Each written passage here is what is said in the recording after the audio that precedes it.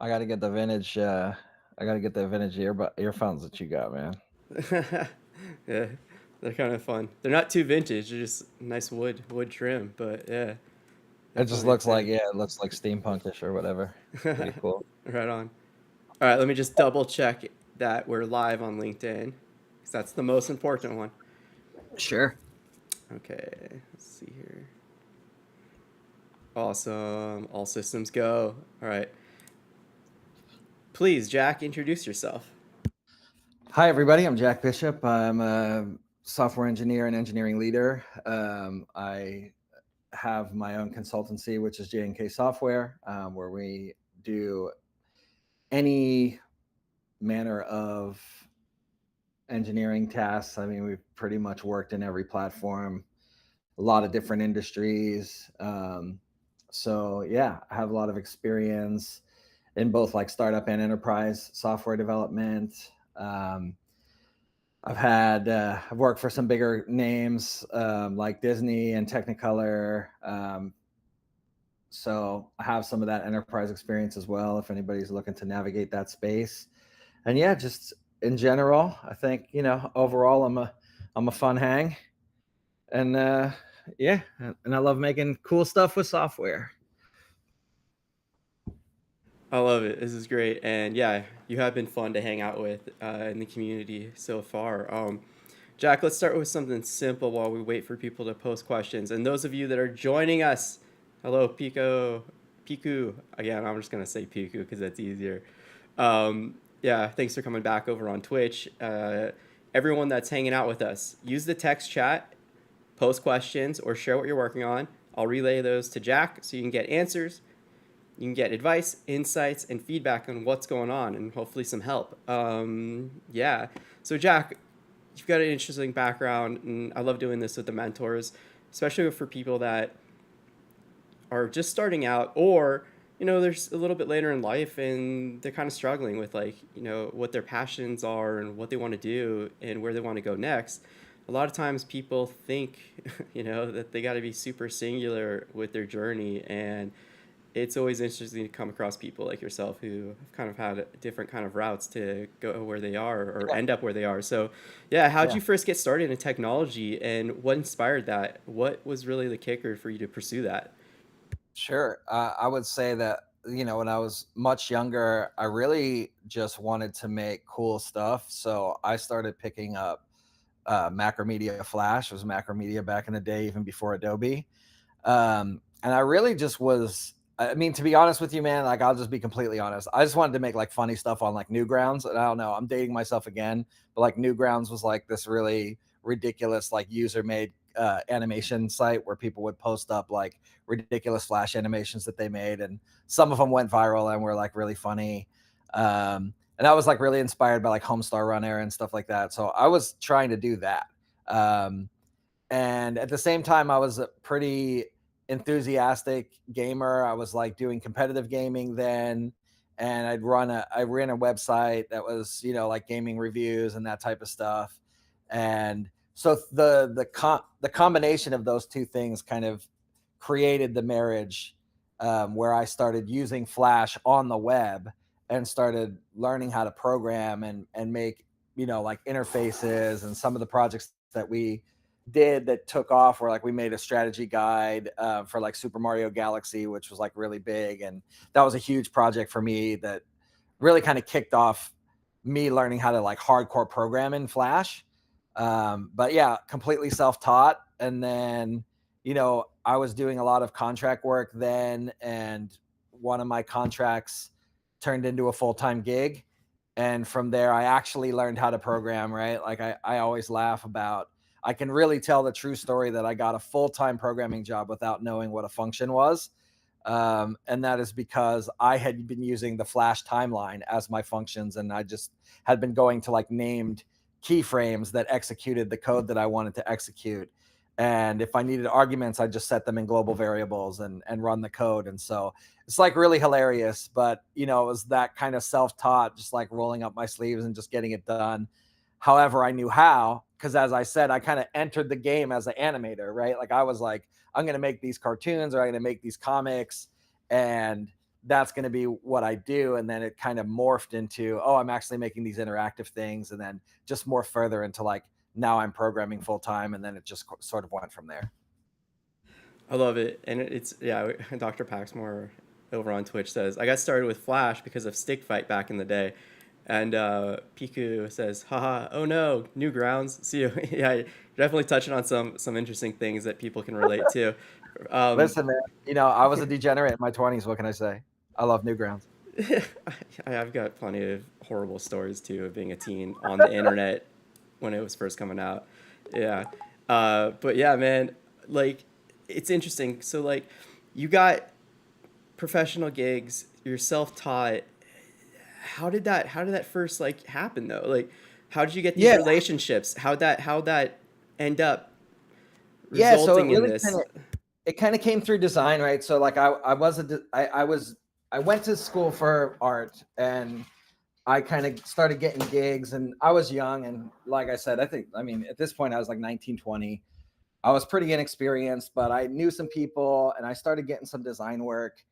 And then from there, it kind of just turned into like everything just kind of happened so organically. So it was just like I started learning how to do this on my passion project, and then I was able to start like offering it to people. And I like kind of said, well, I'm designing, your flyer for your thing. Do you need like a microsite? Or I got a connection with this woman that worked at Panasonic, and I did like an interactive touchscreen thing for a trade show. So where they could go and like look at different photos and of like, I think it was like a it was photos taken with the camera that they were showing off. So it was like this kind of like uh tour of like South America that someone had taken on this Panasonic camera. And so it was like this interface where you could like, it was kind of fancy, and you could like slide through the different photos and stuff like that were taken. And that was like my first like for money gig.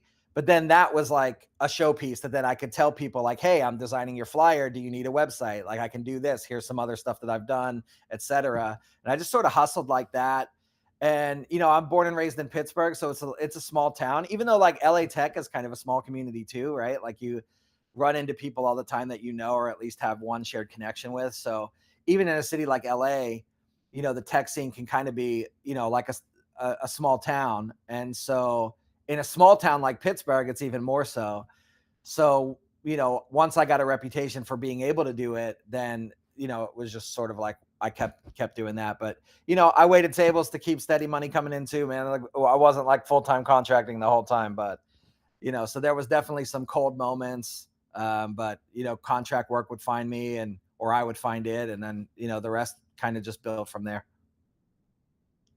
No, I love this because it's yeah, it very much is community based, right? And it's not about, you know, like how good you are at the time because you weren't. You were still learning, right? But Yeah, you're a totally. part of the community, you're being seen, you're showing off, you're getting engaged, and that's how you build a reputation. It's how you build relationships. And the more you do that from an authentic place instead of transactional, you're right? Like how can I use this person? Let's just like straight up like, pitch, pitch, pitch, gimme, gimme, gimme kind of, mentality.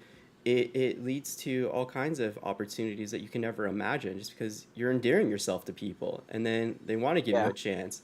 So yeah, it's really great to hear that. We got a quick question we can jump into though. Sure. So yeah, William Love asks, if seeking a technical co-founder to pair with an SME, what's some great way to make the connection? So yeah, from a technical role, I'm sure you get this a lot. People pitching you that Yeah. are non-technical. They want you to join your startup, their Yeah. startup. Yeah. How do you manage this? Yeah. So I think, you always, I think starting the conversation with like having a pretty solid goal and understanding of what you want to do and what you want to achieve, right? Like I'm a huge believer in like lean and like validating hypotheses with as little time and money as possible. So I would start there. Any founder, like you want to have a hypothesis and you want to be able to like draw a straight line between today and the next time you can stress test that hypothesis. And it can be very tiny, right? Like really emphasize the M in MVP, right? Like it needs to be. So I'll tell a story about idea that we didn't do, but which was an interesting, I think, idea of like how to do something like this. So again, I'm going to regale you with stories of my frivolous youth. And in my 20s, a buddy and I are talking about like, what if there was like a service you could sign up for where you could text message a number and it would text you back with like the bar or club closest to you that had the best male female ratio, right?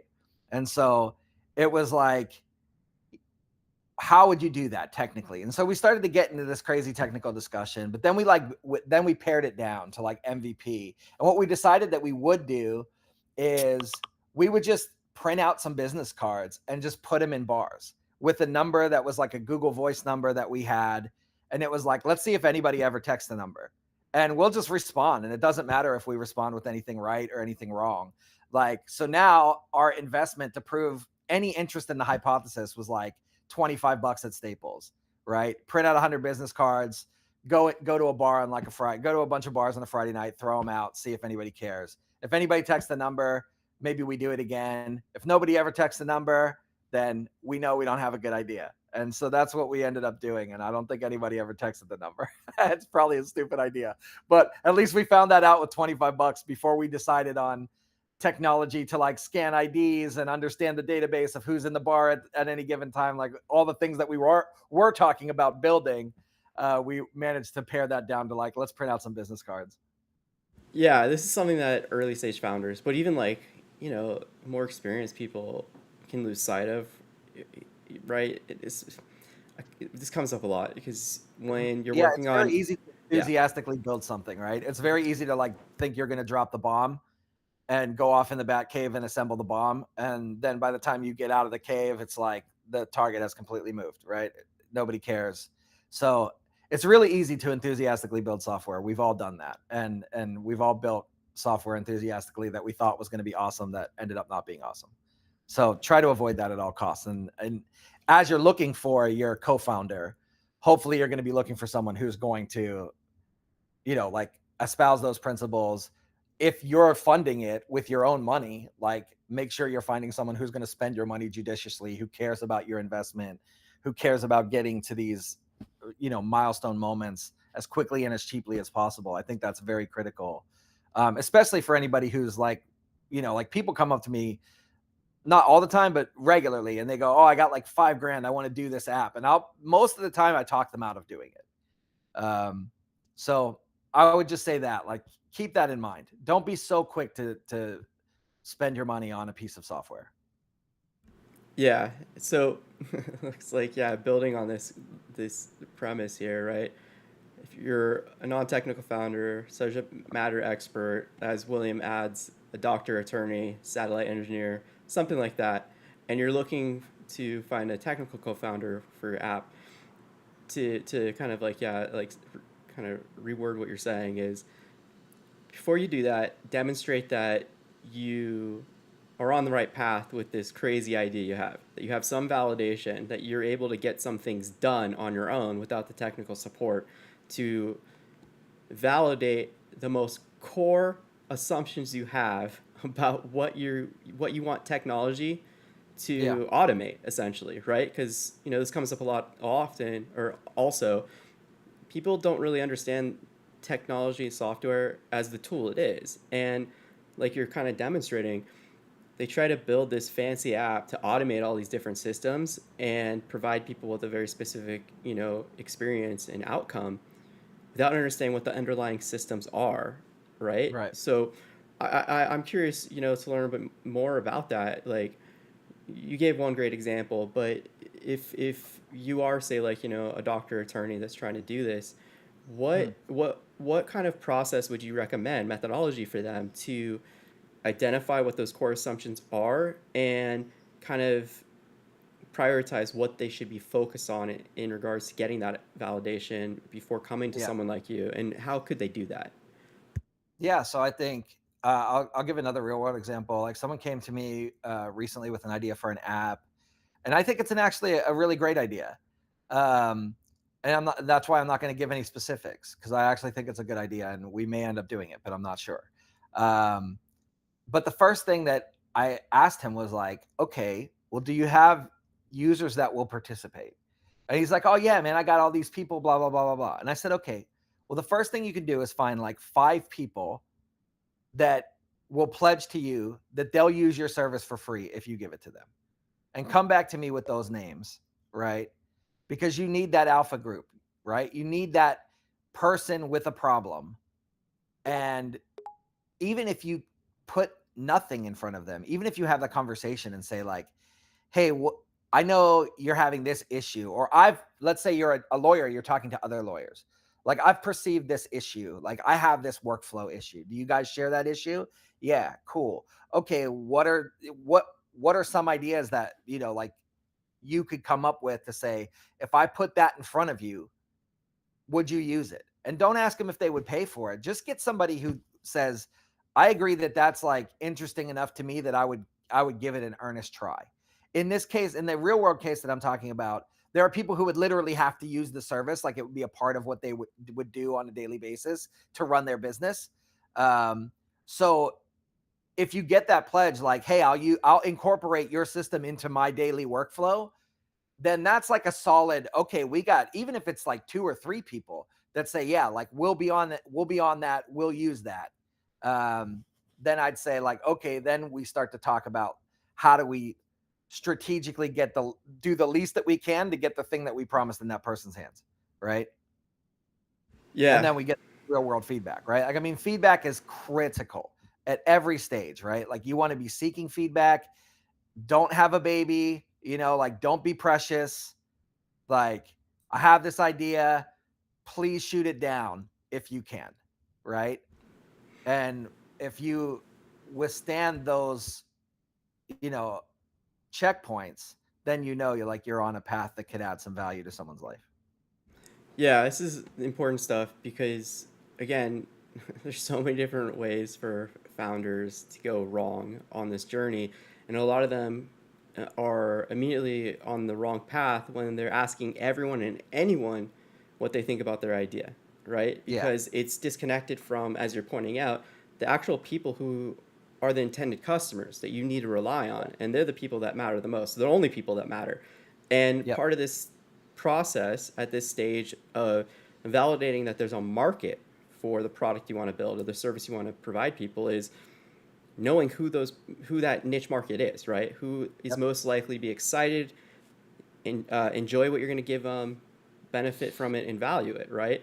And Who's going to then care enough to give you good feedback, right? Like, who's going to actually use it and care about it and say like, actually this is kind of what I was thinking about, but like it doesn't solve this one problem that I really have, right? Like, that's what you want to know. yeah, in my experience with experience design, that's like the first thing we do is identify who those people are, and there might be a couple different assumptions, like here's the different target groups, but then you go out and you talk to them. But you don't just talk to Yeah. them, you also, once you identify, like you're saying, that oh yeah, this person's like interested in this, they see this as Yep. a valuable thing, then it's about digging into their behaviors and understanding, Definitely. what they're doing, why they're doing it, their workflows, their user flows from start to finish, what alternatives they're choosing. I'm curious too, like, in that regard, when, you're in the process of building your MVP, what do those discussions look like? Like, how do you sift the kind of like noise from the most relevant bits of data, and how do you Yeah. contextualize that data to make sure that it really is relevant and valuable to what it is you're trying to build? Right. Yeah. So I think I do a lot of, I mean, obviously, if you're using Agile, right? Like, and you're using the Agile methodology, you're going to have like user stories. You're going to have, and if you're following that, you're going to have, thin vertical slices, which means like little bits of like business value that are getting delivered incrementally and hopefully quickly. So if you're already set up in that framework, then you can really kind of like do good road mapping and backlog grooming exercises, right? Like one that I really like is doing like plotting like level of effort versus level of impact, and like plotting the stories on a grid and saying like, okay, anything that's like low effort, high impact, like we're going to go after right away, right? But also, you may want to do like ABC features, right? Like you really want to, I think there's, again, a tendency, especially anybody who's founding something is probably going to be very passionate about it, right? Like, so when you're passionate about something, you have the ideas flowing. And I think that, an agile board or like a Notion or something like that is a great tool to get your thoughts down. But then you really have to like run that through a great filter, right? Or several layers of filter to get down to like what you're actually going to build today. What's the most important thing that you could do today, right? And I think that you always have to be asking yourself that. Um, I think if you're in in an early stage startup environment, you always have to be assessing that. And I think that, a lot of times I've been involved, in startups where you're having conversations with potential clients, and then that conversation like unduly influences like where you may go next. And so that's why I think you should probably be pretty focused on like, what's the thing I'm trying to prove right now? Is this user story or artifact walking me towards that? Or is that like nice to have? Is that like icing on the cake? And I think we spend a lot of time on icing because icing is where like the cool shit is, right? No, absolutely, and like I guess it's really good that you're calling attention to this, pointing this out, because so often, yeah, founders especially get distracted, and this stuff that is cool is ultimately hurting your chances of success because it's not getting you where you need to go, like, Hmm. today, right? It's Yeah, and something it's that all it money. Like if you're paying for someone to engineer, then it's money. So everything that you build, you got to look at it like that, especially at the very early stages, especially if you're funding it yourself. exactly. William asked another question. When do you want to bring those target people into the startup rather than a potential customer? And William, please do add a little bit more context in regards to how you would bring them in. But in my mind's going to strategic partners, potential investors. There's different ways to bring in people that fall into that target customer profile that you rely on to fulfill different roles in the company. I'm curious, Jack, have you done any sort of strategic partnerships? What does that look like? What sort of approach did you take to make those happen? Sure. Yeah, so I mean, my the first startup that I worked that was mildly successful was a place called Musicane, and I would say that it's kind of a cautionary tale. So our app was a direct to user kind of music distribution app. So this was like in the days of MySpace. So it was like a player where you could curate your own playlist of music, and then you could actually like transact and sell MP3s of the music that you were putting on your MySpace, and then the artist could choose to share a commission with you. And so it was actually mildly successful. I mean, we did some cool stuff, and we were doing like all independent, so it was like a version of self-publishing, right? Like, so at the beginning it was kind of like a Bandcamp rival, and it did okay. And so then, we had some strategic partnerships with some independent labels that would give us, a little bit more of a favorable deal.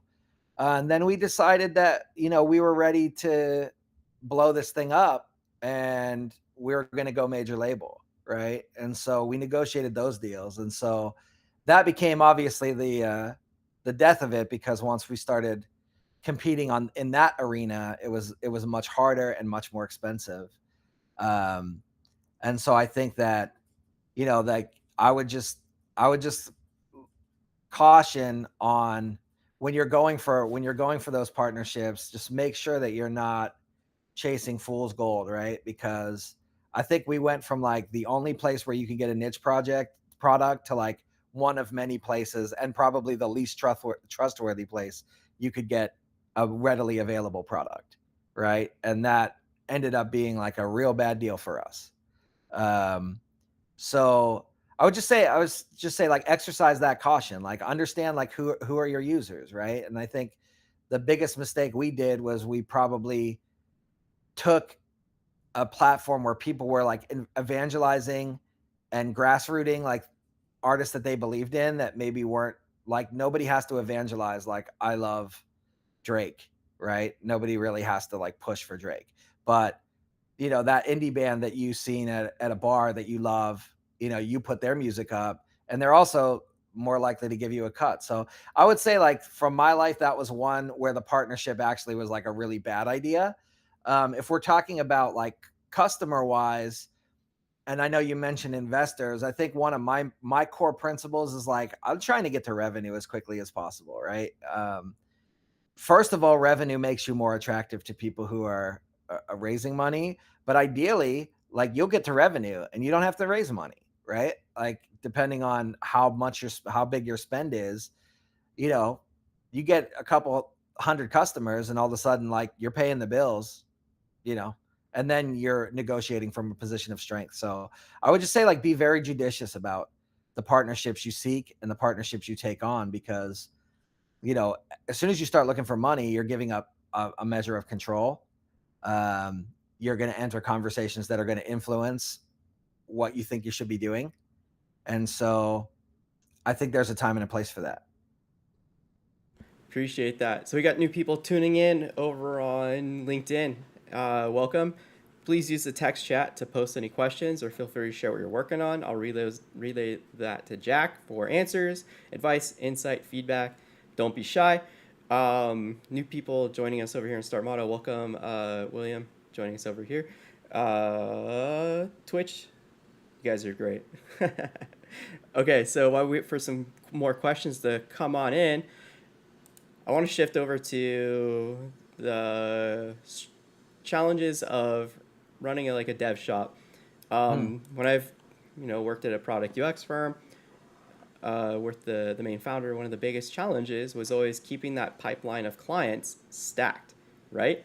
So this is something that's really difficult to balance is managing your team, doing the work, but also making sure that there's always new client work coming in so the entire thing doesn't collapse because you need revenue, right? So I'm Yep. curious, how was that challenge for you experience when you first got started? And what have you learned since, you got started to make that much more manageable and even enjoyable to kind of like, function? Yeah, I think, you know, that you do have to like wear your biz dev hat, right? Like, and I think being connected in the community is the best way to do that. Um, Attending meetups, getting your name out there, making connections. I'm a very outgoing person, so it's also like fuel for me to be in a room with people that are talking about doing cool projects, and I'm interested in learning like what people are working on. So it's actually like very nourishing for me to go to any one of these meetups or workshops that are happening, especially if you're in the LA area. There's tons. There's Product Tank, there's LA Tech, there's 805 Startups, there's a bunch of really good organizations that are meeting regularly, right? You can get yourself out to 4, 5, 6 meetups a month if you really work on it. Um, and then it's just like having those conversations, right? So you just keep those irons in the fire. And like I said, a lot of them may or may not work out, right? Like you have a conversation. I would say just like be authentic, have the conversation, don't overcommit yourself. And when the thing works out, hopefully, I think then on the backside of it, it's just like delivering. So for me, I like to come in with a really good, strong first impression. Um, when you start a project, it's really critical that you deliver something um, that has a lot of value, like in the first sprint, let's say that you're with them. I like to do it earlier than that. I mean, sometimes I've been able to do it, by the first stand up. Um, and like I make that my goal to really kind of come in strong, make a very good first impression, um, and then bring your team in, and hopefully you're going to keep that contract comfortable and happy for months and months, right? Like hopefully you're filling up contracts that aren't like 2 weeks, 3 weeks. Hopefully you're getting like 6 months to a year projects, and then you can kind of like manage your people on top of that. So I think that's kind of my philosophy. And I think, yeah, most of all is just community, right? Like it's like being active wherever your community is. I understand that probably not everybody here is in the LA area, but if you're not in the LA area, go ahead and, find the groups and the meetups in your area and make sure that your face is seen and you know those people, because that's going to be in their head when it comes time to for them to think about, oh, I know a guy that does that, right? Yeah, exactly. Like those in-person real connections are what's going to be the strongest support to make you different from the other choices they have, because they've been around you, they've experienced what it's like to work with you, to spend time with you, and if you vibe, that's what the main goal is, to see if you vibe with these people, if you want to be around. And like, my background experience has always been those relationships matter more than your skill set. And kind of like, like when you first started out, right? I mean, you're just a kid, kind of like, you didn't even know how to code properly, but you're still getting some like, some chances, some gigs because people liked you, man. So Yeah. yeah. And I do think that there's something to be said for the vibes. And then, like I said, if you can follow that up with like strong delivery right away, like just find something almost similar to like what we were talking about in MVP, like find that thing that is the reason you're there, right? Because typically if you're going in on a contract, it's probably either going to be like totally greenfield startup, or it's going to be like there's a problem, right? And 9 times out of 10, it's going to be there's a problem, right? Like the people with money are the ones that have the problems. Like the guys that are starting up, like they're probably not going to have like a year's worth of money, and now they're coming to see you, right? Like they're going to want you to come in and work for equity, or work for like less money than your hourly should be, which is totally fine. I'm not saying don't do that, but I'm just saying like be judicious with how you pick and choose those opportunities. um but yeah, like be prepared that you're going to walk into a situation that has a problem, right? If you're contracting and they're bringing you on, it's because they have a shoes to fill, or they have a need that their current staff aren't meeting. And find what that is and try to take a chunk out of it as soon as you can. And that lets them know that they made the right choice. It also like just lasts forever, right? Like if you just come in and kick the door in, um, then that impression lasts. I've gotten like clients off of people, like 3, 4 different clients off the same contact, just because of like a really great first impression that I made. Piku over on Twitch asked, Jack wants me to touch grass. So Yeah. yeah, I mean, like this comes up a lot with the mentors when we're talking about relationship building. Like, yeah, go touch grass, I and mean, it like, it's not strictly necessary, right? Like, I mean, there's great online communities. I've been a part of communities where I feel very connected to people that I've never met in life. So I don't think that it's impossible. Um, but I do think that it will help if you're able to make that in-person connection. I think that that's more lasting and memorable. Um, but yeah, don't limit yourself geographically either, right? Like, I mean, if you live in Cali and you can find a contract in New York, get it. Like, get the money. You know what I mean? So I wouldn't limit yourself to just physical, but it is a component. yeah, like the notion though of like, even if it's online, right? Like just fostering those authentic relationships rooted in different things, different hobbies, different interests, right? It doesn't need to be only like, if you're software, only software communities. Like you should be engaged in other things that you enjoy, gaming, art, like animation. There's I got amazing people. I actually I played in the billiards league for a long time, and I actually got one of my most lucrative contracts from someone that I knew from pool league. Hell yeah. There you go. See, just explore life, have fun. Pico has a follow up question. How do you manage expectations of clients, and do you find that challenging? That's a great question. Yeah, I mean, communication's key, right? Like you got to be, and for me, one of the biggest things for me is I'm always open, honest, transparent, right? Like if I'm having an issue, I'm open and honest about it. If I'm going into a contract and I'm going to say like, hey, I'm going to be honest with you, like I think I can solve your problem, but this isn't my core competency, right? Like I'm going to have to do some research ahead of time. I don't quite know your stack. I don't quite know your problem domain. Um, and that will happen for me a lot of times when it's a personal connection. when it's just somebody who knows me, knows that I do this type of stuff, and they're like, "Hey, we need help at my company," but it's like COBOL. Not that I've ever worked in COBOL, but for example, one of my clients, a really successful client of mine, I got in the door by um, learning how to modify a C TCP server that they had written in house, and all those developers had moved on. And the thing that it was communicating with had changed its standard. And the thing that they wrote didn't meet the standard. And all of a sudden, like a very core part of their business was malfunctioning. And I had to be honest with that person and say, like, look, dude, I don't program in C, right? Like, I'll figure it out, but like, we know each other, so I'm going to get in there and do it for you. And it took me 2 weeks, and I figured it out, and I added the things that needed to be added to the server, and then quickly spun that into like, now let me modernize your stack, dude. Like, you don't want to be dealing with this. You need to you know deal with some newer stuff. And of course, in my research, I'd figured there are out of the box solutions for this. Like, you don't need to be dealing with this hand rolled C TCP server that you're rocking right now. So I was able to turn that into like a further engagement where I'm like, well, why don't you let me, you know, modernize this for you? And that turned into like a year-long contract. So um, I would say, like, the point is open, honest, transparent, communicate always. Everybody's going to say under promise, over deliver, like whatever to that. Like, that's kind of cliche. I would flip it to say, like, do what you say you're going to do. And so then don't say something that you're not sure that you can do. Right. Yeah, Uh, I appreciate this too because there are so many sayings, and this comes up all the time too. So many sayings that are tossed around that are so out of context that they're teaching the wrong lessons from them.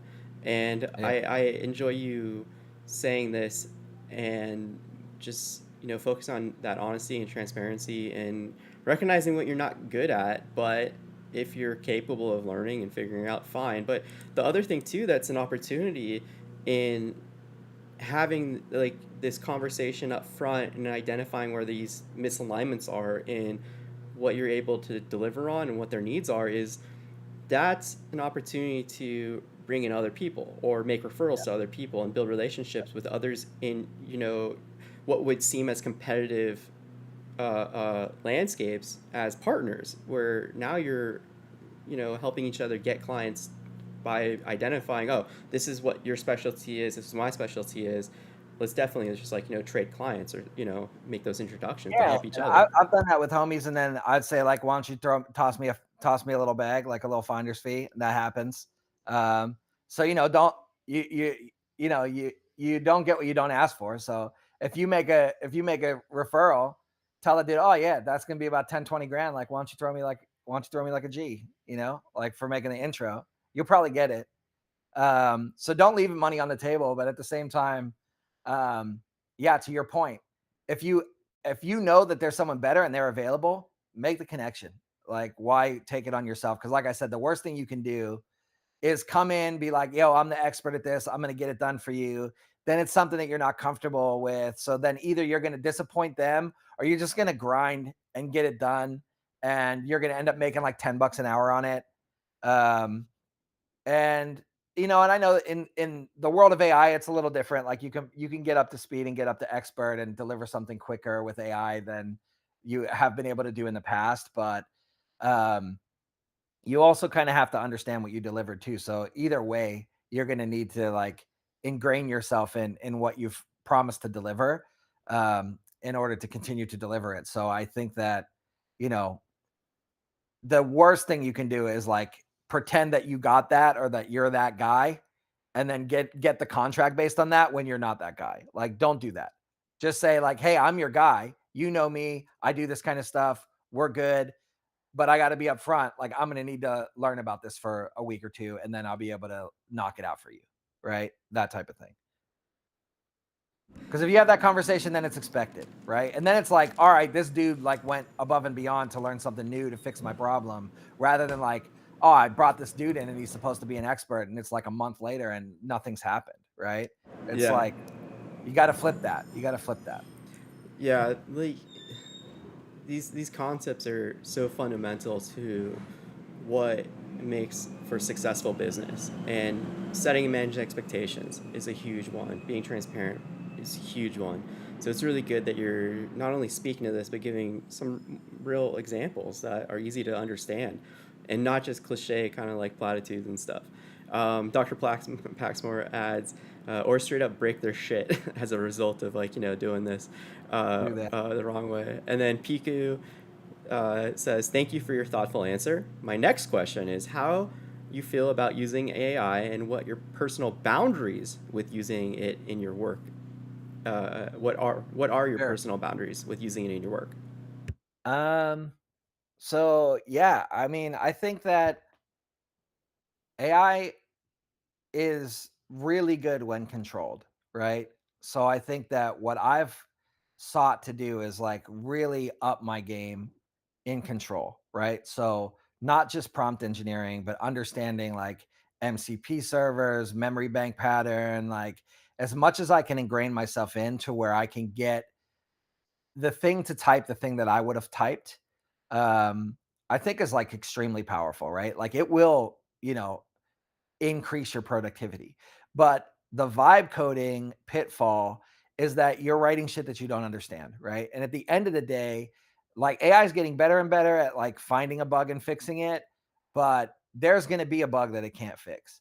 And if it's written 90% of the code and you don't understand it, that's just going to be a nightmare. You're creating a painted corner for yourself.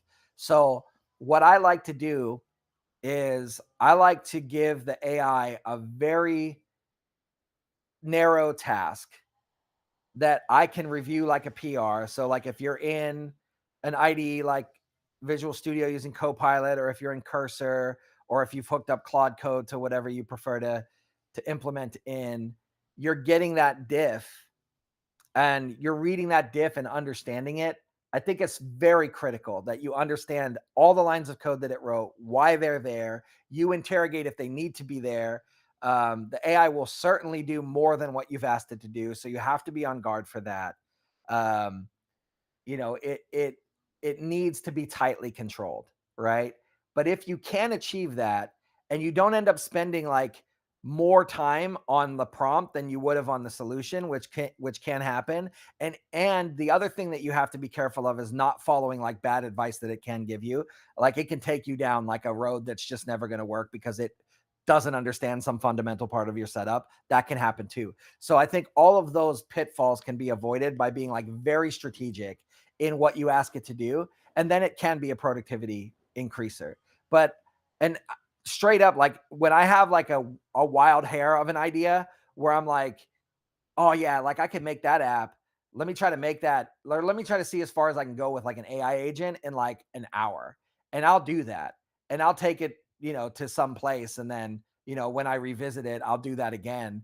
I think that that's all good, right? Like I think that you should be flexing that muscle. I think it's clear that this is not going away. Um, Billionaires don't invest trillions of dollars in a solution that they aren't planning on using. And in my opinion, not maybe shared by the entire world, but I don't think that they see it as a commercial product. I see them believing that they'll recoup their money through saving money on human beings. I believe that 100%.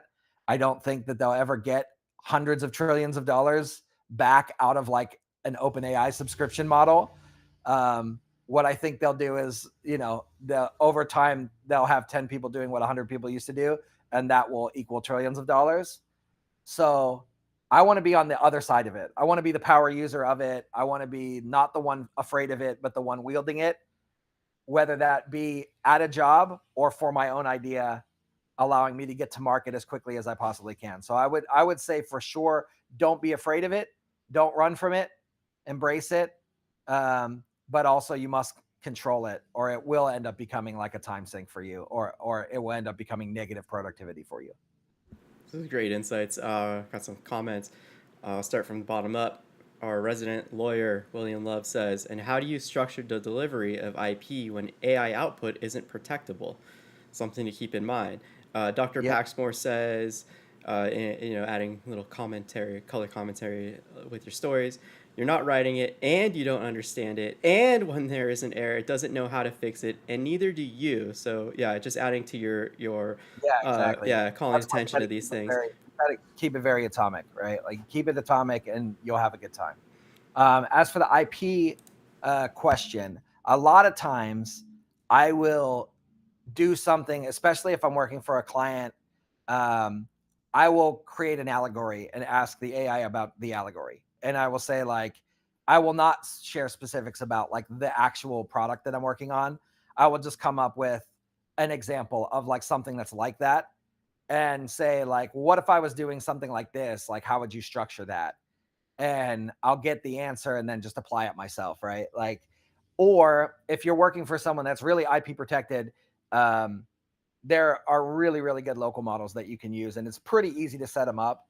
Um, Obviously, you won't be able to use like Cursor, so you lose some of the convenience, but you can have like a really good chat with like a Quencoder or DeepSeek or the Llama's pretty good. So there are a bunch of like local models that you can run in Olama or LM Studio that will allow you to keep everything in house, right? And so I've even set up like MCP servers for my file system, and there's actually a lot of platforms are now publishing MCP servers that you can run locally, so that then you're keeping everything on your device. You can unplug the internet and you can still have the benefit. And I think that that's another way that the industry is going, right? Like, I think you can see like the Qwen 3.5 models are like getting really good at running on like limited hardware. So it's not even like you have to have a $5,000 computer to run some of these models and get like really good effects. So there's ways to like lock it down and make it secure. So those are some of the ones that I employ when, I'm working on sensitive projects. Right on. We got some fun commentary from Dr. Paxmore. 100% learning how to code with Claude was a nightmare. Following a tutorial on YouTube was exponentially more useful. And then Dr. Paxmore added, I'm a power user with AI. I gave ChatGPT my social security number, my credit card numbers, my logins to my banks, and now it is handling my investments. And that was There you go. sarcastic. There you uh, go. yeah, Hey, Piku. you Yeah, know those banks are using AI for that. Like, it's not so far off. I'm sure if you have your money in a 401k, I'm sure AI is touching it. yeah. Oh my gosh. Piku says, apparently AA doesn't do too bad with investments, undoubtedly better than me. Yeah, exactly. Yes. But remember, if you're trying to be a day trader that's gambling, don't do Yeah, that. just track the S&P 500, man. You're good. Like, don't buy individual stocks. It's like, unless you have insider information. If you're in Congress, buy the individual stocks. If you're not in Congress, just track the S&P 500. It's safe. Right on. Okay, so we got a little bit more time. Those of you that have joined us in the midst of this, use the text chat to ask questions or share what you're working on. I will relay that to Jack. William adds he was regarding the code output. So again, William's a lawyer, so calling attention to some of the legalities in terms of what AI is producing. It's not protectable. So yeah, things to be aware of. And yeah, I love, feel free to add more context if I'm misrepresenting that. Yeah. Also, yeah, so those of you that just joined, definitely use the chat. Over here on Start Mata, Christopher Boyne, if you'd like to jump up on stage, use your microphone. Camera's optional. You can use that too. If you want to ask questions on stage, you're welcome to do that. Let me just take a look at these other things. Yeah, okay, cool. So, trying to think where to go next while we wait for questions. But something that comes up often too, and it was kind of touched on earlier with what you're sharing, that client that's coming to you that's totally a bad fit, like, hey, I have $5,000, make my app, or, I want to do this. How do you set the stage to not only vet the best clients for you, right? But help set the stage so people before they even approach you to like hire you, they're prepared to work with you, right? They know what sort of documentation to bring to the table. They understand how to better communicate what they're doing. Like, Yeah. how do you employ that? How do you work in the community to kind of like, set the stage for that? Yeah, so I'd say that I like to partner like pretty early so that that happens, right? Like so if you're lucky enough to have a conversation at like the idea stage, and it's something that you want to work on, right? Like so I'll go back to the idea of the one I was talking about earlier where I think that it could really have legs. It's like, well, let me partner with you and let me help you. I'll just be your partner right now. And if we ever get to the point where all right, now's the time to throw down some money to actually make something, then we'll talk about that. But I think that I kind of like to do first of all, I just love to make stuff and I like to it energizes me, like I said about the meetups and all that stuff. So I get a lot out of just having the conversations, just going through my own process as an intellectual exercise, right? I like to be building up my own muscle in this way because I know I'm also an idea person. I also like to make things. I also, like hope to make a ton of mailbox money one day, right? So for myself, and so I really enjoy having those early stage conversations and running through those kind of like mental steps to make sure that we are aligned on something that is good. And then I think that that just brings me closer to a potential client, and whether that ever turns into money or not is kind of like irrelevant. Like I use it as reps, right? Like so at the very least I got to be exposed to another problem, another potential idea, another market, right? Like I got to think about like, well, how would we attack it? What's the addressable market, right? Like, is there money here, et cetera, et cetera. Like I get to think all that stuff through. So I get a benefit as like a potential founder. Um, so I just love to have those conversations. So I think that my approach is to just partner up as quick as possible and like get my hands dirty, even if I'm not getting compensated. And whatever comes of it may come of it. And I think that, I'll take my value from the experience either way. Appreciate the insights. All right, so yeah, let's see. How much more time do you have, Jack? I can go. All right, As long cool. as there's questions, we're good. All right, cool. So yeah, let's do a last call for questions. If they're like watching, joining in, let me know. Post those questions in the text chat over on Startmata. Feel free to raise your hand or let me know in the text chat that you want to come up on stage. And I'm curious when it comes to Dr. Paxman was talking about when it comes to learning code, looking at tutorials versus working with Claude. In your experience, you're self-taught. Like, what were some of the more effective ways for you to discover what worked best for your learning process? Yeah, man, the world has changed a lot since the late 90s, early 2000s. Like, like YouTube didn't exist. Uh, so what I used to do is I would go and get the O'Neill books at Borders and I just write down. Like I wouldn't even buy the book because I was too poor to buy the book. So I would like write down snippets out of the book and then go home and try it. But nowadays, yeah, I think AI can be an effective teacher, but you got to set it up, right? Like I think that that's the thing about AI, man. It's like it's really what you make of it, right? So if you ask it to code something for you, it's gonna do that. I, of course, like I'm coming from a little bit of a different place of experience now with the birth of AI and me being a pretty seasoned engineer. I've had it teach me other languages.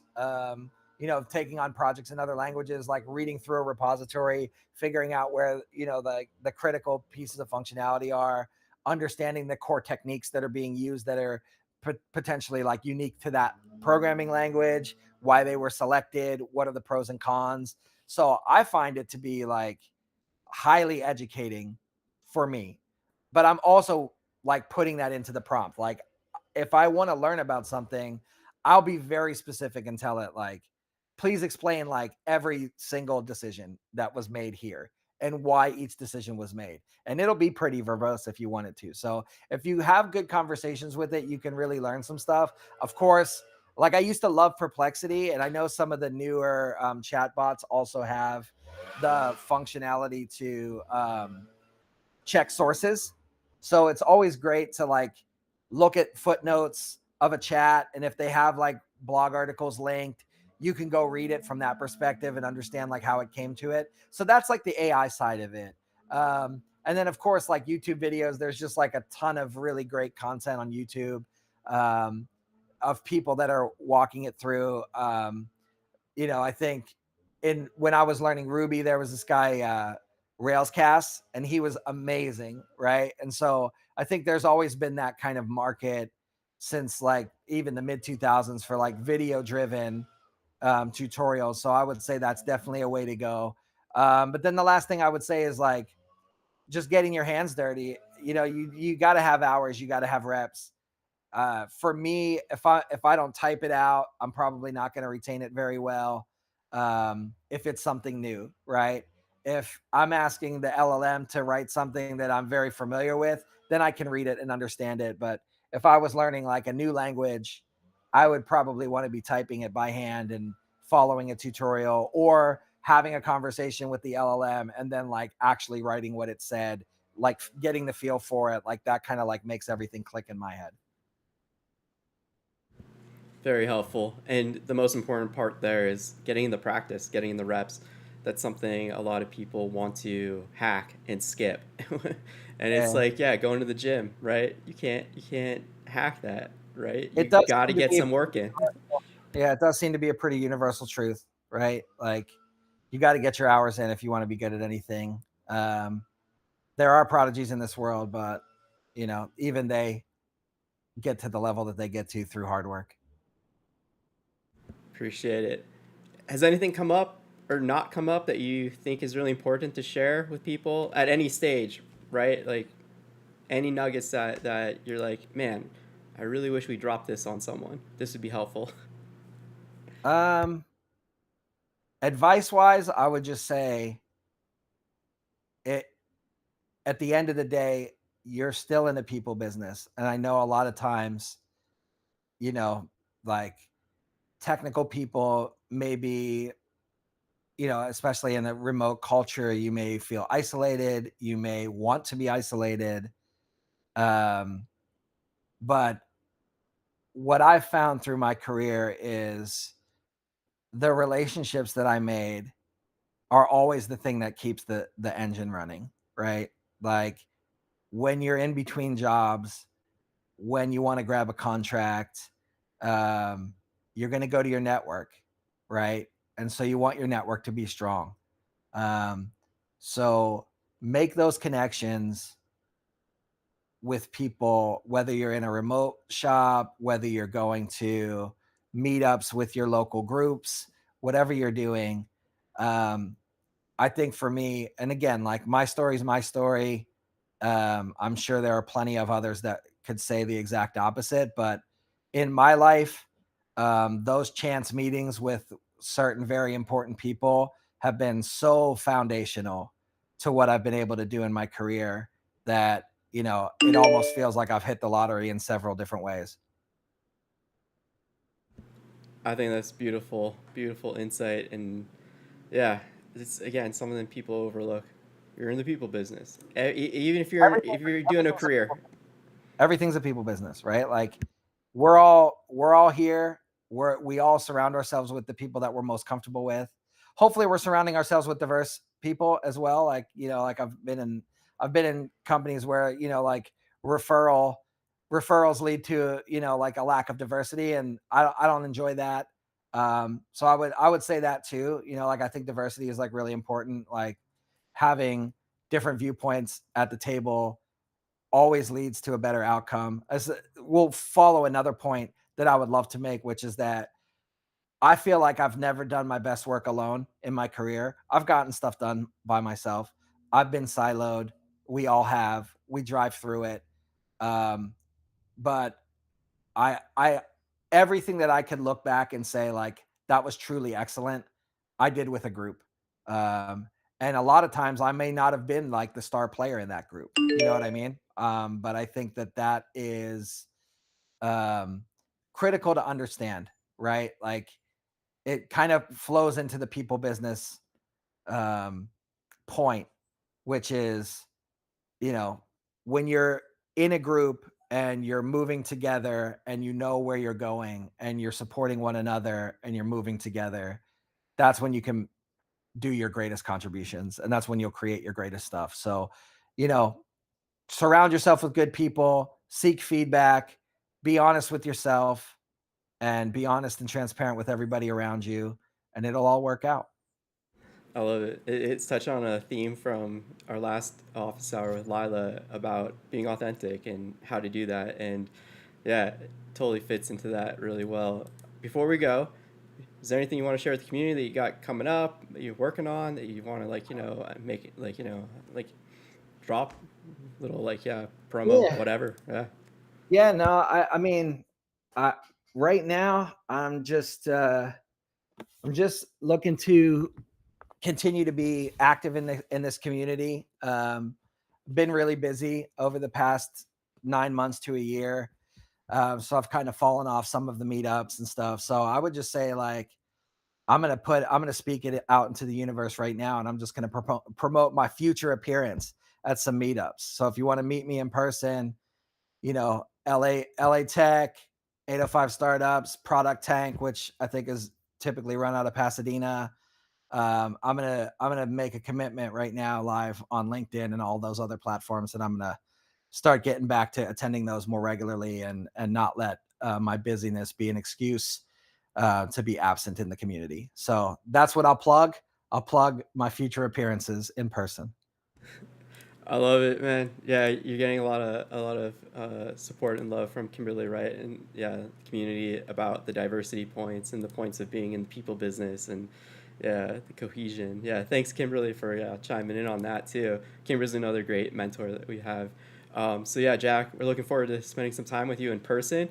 Thank you so much for this. It's been amazing. I Yeah. hope it was helpful and inspiring to the people that are tuning in. And thanks for asking great questions to the group.